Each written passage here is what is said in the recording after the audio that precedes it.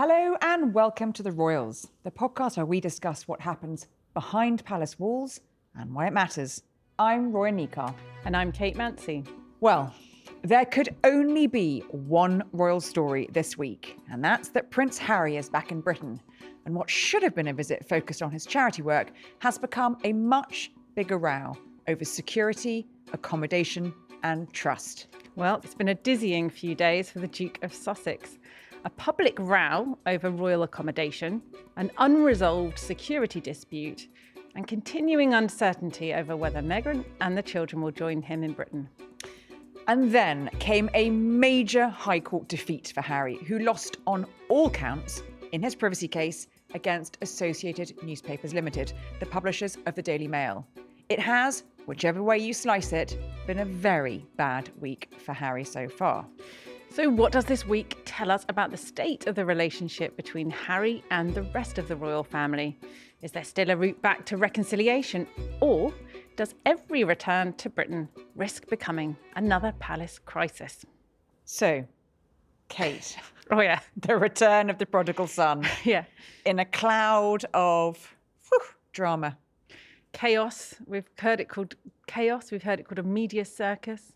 We've heard it called a psychodrama, haven't we? It's been all of the above. And we're recording this only midway through the week. I was about to say, it's only halfway through the week. Anything could happen. So this visit back to the UK by Harry has been, I feel like it's been trailed more than a new Steven Spielberg film. It has been heavily trailed, both by his team and by the palace, sort of bracing themselves for what was coming. Taking it at face value, he's meant to be here for a week of engagements for his charities, for the Invictus Games, of course, celebrating 1 year to go until the Games are held in Birmingham next year, for his other charity, Well Child, which he does a lot of work for, and for another charity, Scotty's Little Soldiers. But it's so much more than that, isn't it? Because we have had so much chat, so much briefing from both sides about the issue of whether or not he was going to bring his family back. As we're recording now, he's still here on his own. Meghan and the kids aren't with him. That may change soon, we don't know. There's been a row about security ongoing. There's been a row about where he was going to stay, whether he'd stay at Buckingham Palace or not. And then, of course, the mega blow to Harry, which we just mentioned in the intro, he lost that case against the Daily Mail and the Mail on Sunday. So much drama. It was meant to be a week of positive headlines and positive vibes for Harry and a sort of re-establishing the good that he does here. It's not really panning out that way at the moment, is it? No, I mean, if you think it's a Steven Spielberg film, it's probably one of the horror films, isn't it? I think he came, didn't he, with this idea that it was 1 year to go for Invictus Games. There was a lot of kind of briefing for weeks beforehand, wasn't there, about how he's going to bring the children, would they see the family? And normally this is all focused around his ongoing security row, you know, whether he'll see the king, whether the children now, and if they're coming, would meet the king. But it's been completely overshadowed, kind of through no fault of his own, by the court case, because back in January, there he was giving evidence at this 11-week trial. That's when we last saw him here. And he came alone in that instance. And that's when he, you know, set out his case. This was the culmination of his huge campaign against the British press. This was the last for years. The last litigation. You know, he's sued the Daily Mirror, he's sued the Sun, which is part of our group. And I think this time was the kind of the end of it. And he was told beforehand that the judgment would come down on Tuesday, and the timing of it was just extraordinary, wasn't it? So let's just remind people who haven't followed as closely as us.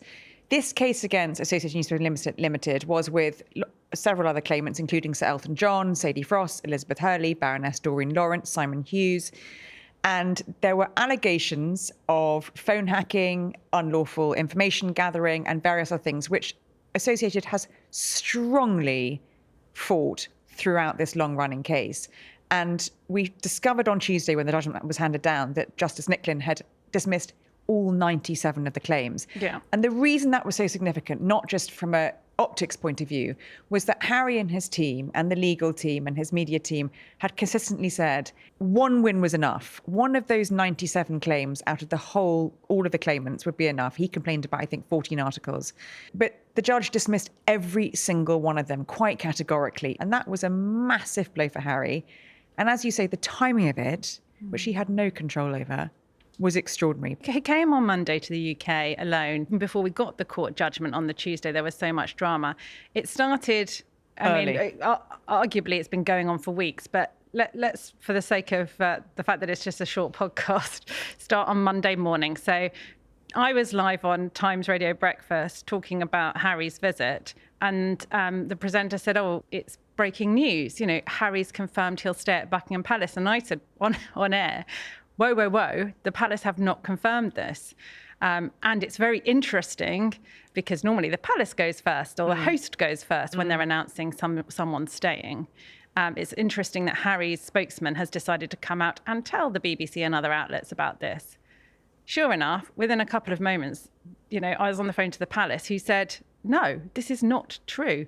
What actually happened was, weeks ago, we said Harry could stay at Buckingham Palace and offered him that chance. He could come with his wife and children too if he wanted, and just do us the courtesy of letting us know one way or the other. In good time. By the end of last week. Okay, so by the end of Friday, he was supposed to let them know and still hadn't. I ran a piece in the Saturday saying still no RSVP. Saturday morning, we're now told, he came back and said, no, thanks very much, not going to stay. Later on, Saturday, changed his mind, tried to do a U-turn and said, actually, I would like to stay, by which point the king had lost patience. The palace said, there's no room at the inn. There's no room at the hundreds of rooms in the inn, Buckingham Palace, and when no one lives in. Well, this is it. So surely they could have cobbled together a few staff and a few rooms for Harry, his team, his security and whatnot. But as we know, we've been in Buckingham Palace over quite a few times over the last few weeks. It's a building site, a lot of it. It's £369 million is going into resurfacing the whole place.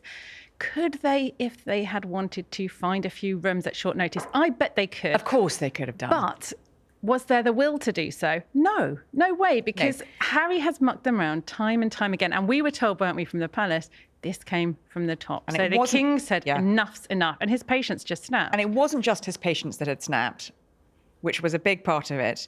It was also the fact we were told by his team that, and they'd clearly given this more thought over the weekend, and they were clearly wargaming what Harry might do, whichever way the judgment went.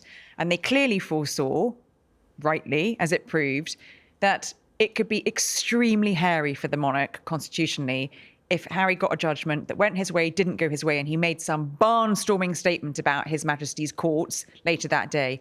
And so we were told there were constitutional complexities and concerns about that scenario playing out. Not least because Harry, over the weekend, had let it be known that even if he won on at least one point, he was going to give a he would be barnstorming giving an on-camera statement from a yet-to-be-decided location on the Tuesday. Now, I was told that part of him doing the U-turn was a request to stay at Buckingham Palace, specifically on the Tuesday night, after he knew that that's when the judgment was going to be handed down.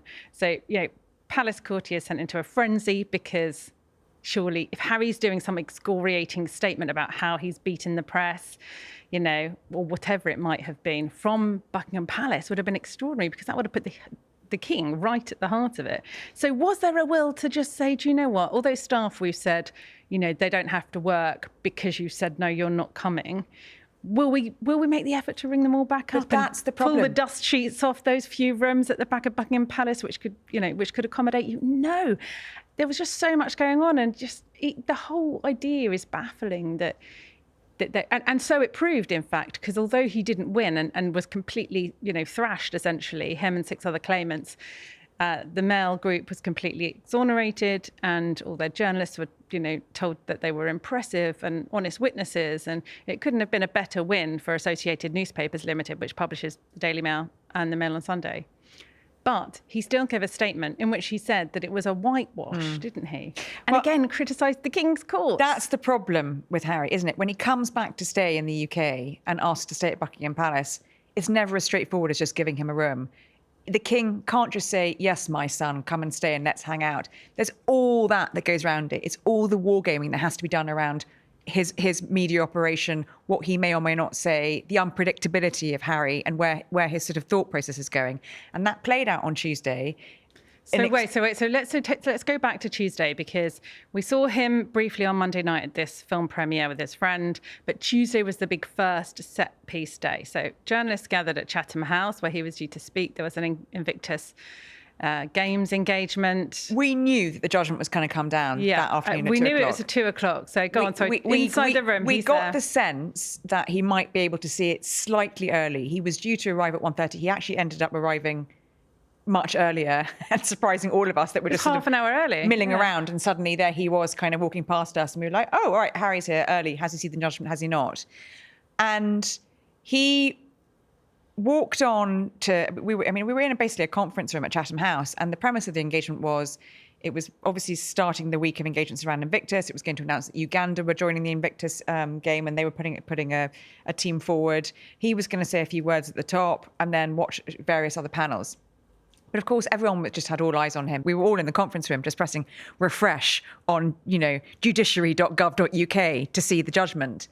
And we sensed that he had seen it. He looked very tense. As a party member, he would have known just before he came in. He looked very tense. You could see he was trying to put on a brave face, but he looked tense. We then got, just before it all started, we got a heads up from his team that his engagement on Wednesday, which was going to have a reporter there covering it and pooling it, that media coverage was going to be cancelled. And you sensed, is that because he's lost?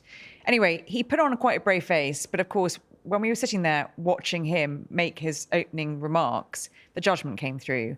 And those of us in the room with him, when we looked at it and saw that it said all claims dismissed, and we just thought, whoa, he's lost on every single count. He looked flushed. He was rattled, and he tried to crack a few jokes, but really for most of those 2 hours, yes, he was sort of watching what was happening on stage, but you could see him looking at his phone all the time. There was a break in proceedings, and he then went into a huddle upstairs with his team. We saw David Sherborne, his flamboyant barrister, arrive by a side door, clearly discussing, what they were going to say in response to this hammer blow of a loss, and it really was a hammer blow.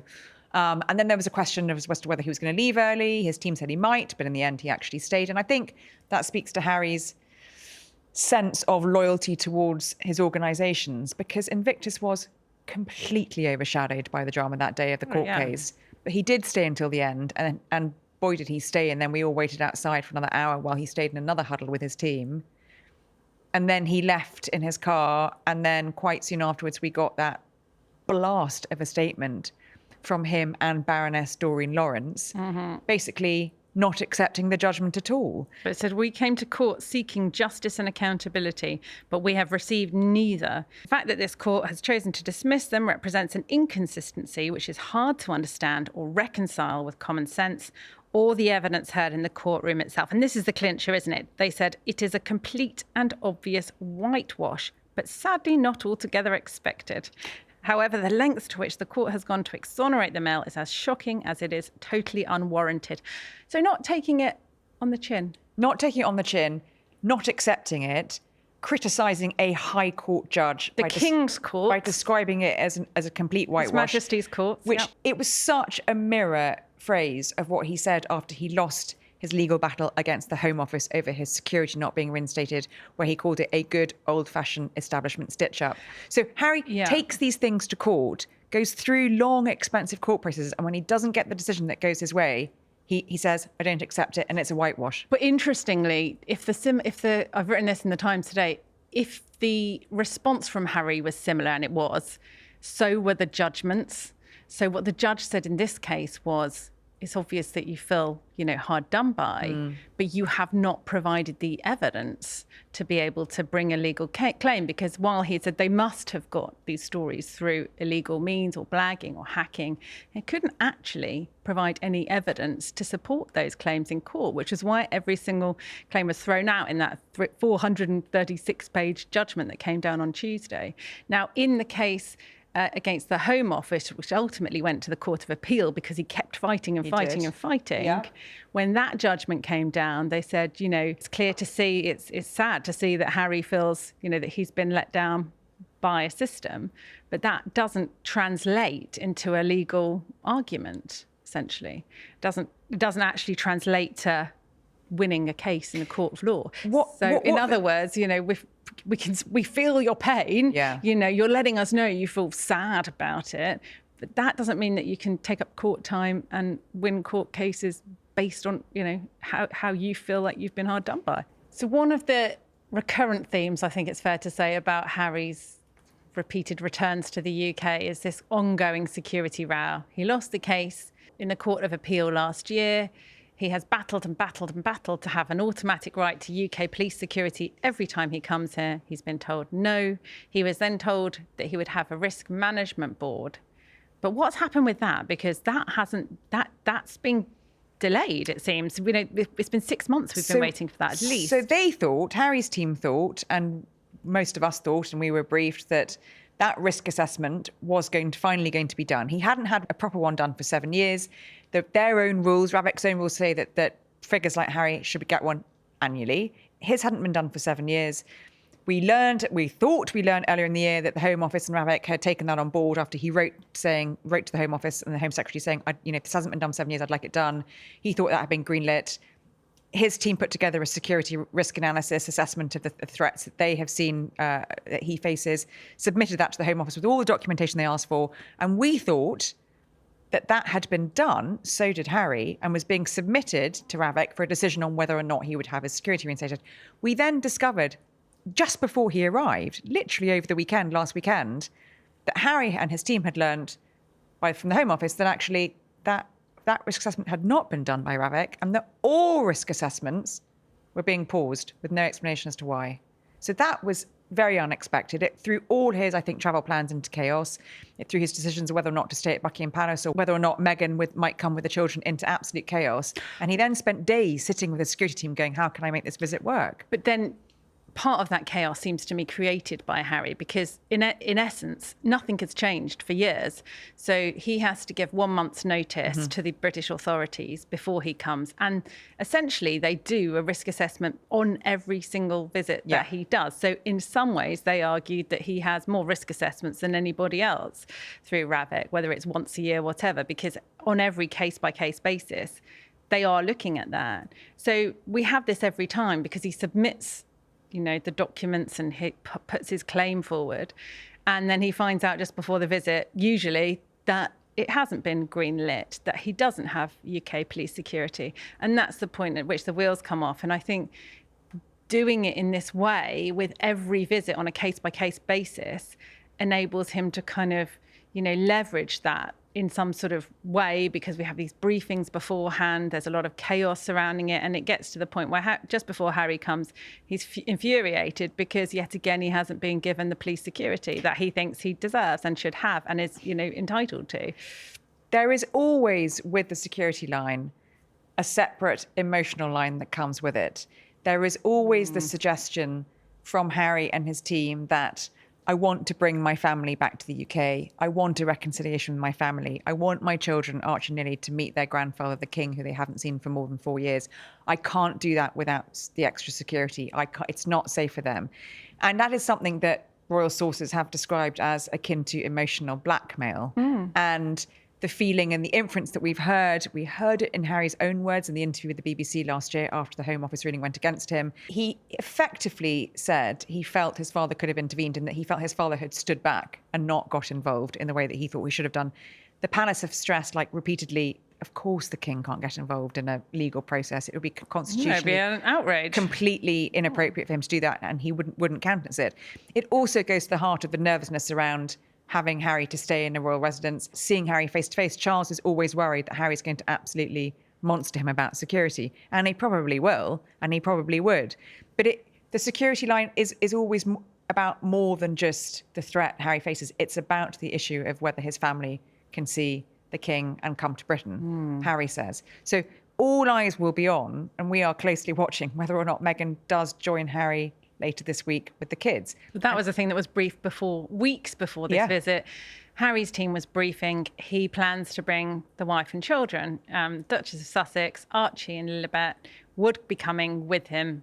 And that was widely kind of briefed out by Harry's Meghan was meant to be doing an engagement with him on Wednesday at the Royal Hospital. She was supposed to be seen yesterday. Which never happened because she wasn't here. It's about so much more than just his legal battles. It's about his emotional battle as well with his own family, isn't it? Yeah, and we're still here, aren't we? Kind of 6 years after he left royal duties, and all the water under the bridge. He hasn't moved forward at all. You know, we've said it before. He can't seem to look forward. He's always looking backwards. And I don't think ultimately the security situation hasn't changed. If the UK authority are assessing your visit on a case by case basis, and you tell them what you plan to do, and they say, well, there's no cause for armed security, and you say, well, yes, there is, how will that be any different from a risk management board? And if we see Meghan and the children arrive in the next few days here, and he doesn't have the extra security, which we know he doesn't, which he's asked for, does that undermine the argument a little bit? If she comes and brings the children and they're able to move around and she goes to an engagement with him, let's see, we don't know that's going to happen. Let's say there's a possibility that they may meet with the king. We don't know, but it might still happen. If they come here and if it goes off without a hitch, presumably that undermines his argument about the need for extra security. He sort of painted himself into a corner a little bit because he either accepts that position now, or he sticks his heels in and says, right, they can never come. And it's not as if the king's about to pack his bags and fly out to Montecito for a visit, because that's just not how it works when you're the monarch. I mean, one of the most extraordinary things about the last week, and I suppose the last few months, but particularly the last few days, has been the briefing war between Team Sussex. Can we get into that? Because Buckingham Palace. It's been extraordinary. It's so, yeah, it's bizarre. The briefing wars have been, I mean, kind of gloves off. The war of words between the two camps in the last week has been extraordinary by any briefing standards. It's almost felt evocative of a time before you and I were doing this job, the original War of the Waleses between Charles and Diana. Yeah. That level of toxic briefing between both sides. One citing something else. Your phone, I mean, the WhatsApp groups, ping, ping, ping. It's like, we're saying this. No, that's not true. No, that's not true. And it doesn't, at the end of the day, there's so much information that comes our way and we look at it and we have to make a judgment on which is the more honest version of events. Well, it's quite unedifying, isn't it? It is unedifying. In the palaces, you know, I have to say, in defence of the palace, whenever they've put something out, it's been because they've been sort of forced to correct the narrative. Because if Harry said, I'm not coming to Buckingham Palace on Saturday morning, then changed his mind and said, oh, yeah, actually, I would like to come, and the king had said no, was the Monday morning putting that statement out saying Harry's accepted an offer to stay and will be staying at Buckingham Palace? To try and bounce the king into changing his mind. To try to embarrass the palace into changing their mind. Because I think that's when we see, I don't think it is the palace machinery operating quite in the way of what we know about the War of the Waleses in some respect, because it often seems like the palace is trying to respond, you know, often reluctantly, to try to have to say, look, whoa, that's not right, you know. And this idea that they might try and bounce, was that statement, we don't know, was that statement from Harry's spokesman to try to bounce the palace into changing their mind and letting him stay, hoping that they would, you know, because it was so public, there was a news alert on BBC about it. I mean, at the end of the day, what is cutting through to the public, I think, is just,